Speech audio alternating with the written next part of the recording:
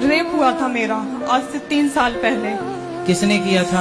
मुझे नहीं पता क्या था क्या नहीं था, क्योंकि पहले मैं बहुत वैसी थी, मतलब अच्छी लगती थी, सारी चीजें थी, घर में रहती थी, पढ़ाई करती थी। मुझे नहीं पता कौन था कौन नहीं था। 3 साल पहले? 3 साल पहले। आप कितने वर्ष की थी उस समय? 17 साल की। 17 साल की। और तो कौन लोग थे? एक था या 2 थे? 3 लोग। 3 लोग थे। तो आपने पहचाना नहीं? नहीं, मैं घर से स्कूल ही जा रही थी, उस टाइम पे मेरे सर पे डंडा मारा और उसी मंदिर में मेरा रेप किया। डंडा मारा तब आप बेहोश हो गई? वो हो गई, मेरा पूरा सिर फट गया था पीछे से, तो मैं बेहोश हो गई। और मेरे घर वालों ने मुझसे ये कहा कि तू किसी और के साथ भाग गई थी, और उस चीज का दर्द मैं आज भी झेलती आ रही हूँ। नाबालिग में मेरी शादी कर दी गई उसी 17 साल में। शादी हो गई आपकी? हाँ, एक ऐसे लड़के के साथ जो कि मैं 17 साल की और वो 31 साल का था।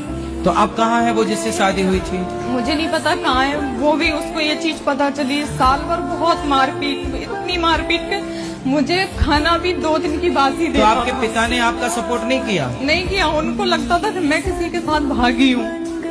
आपने पुलिस कंप्लेंट नहीं की उन लड़कों की? नहीं की, क्योंकि जब मैं अपने घर वालों को मिली तो उन्होंने 6 महीना मुझे कमरे में बंद कर दिया।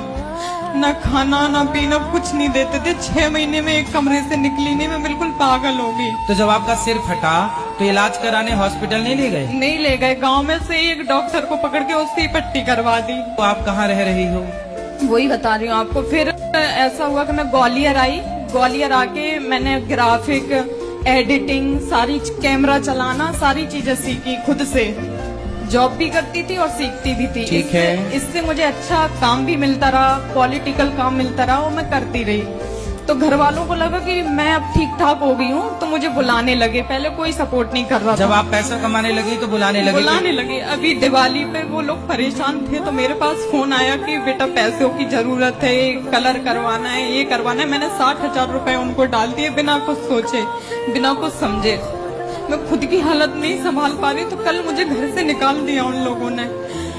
अच्छा। ये कहकर के मेरी बदनामी हो रही है। जब मैं पैसा देती थी तब घर पे बुलाते थे, तब बदनामी नहीं होती थी। माँ बाप बड़े स्वार्थी हैं भाई। देखो यही है, बाप भलो ना भैया, सबसे बड़ो रुपया।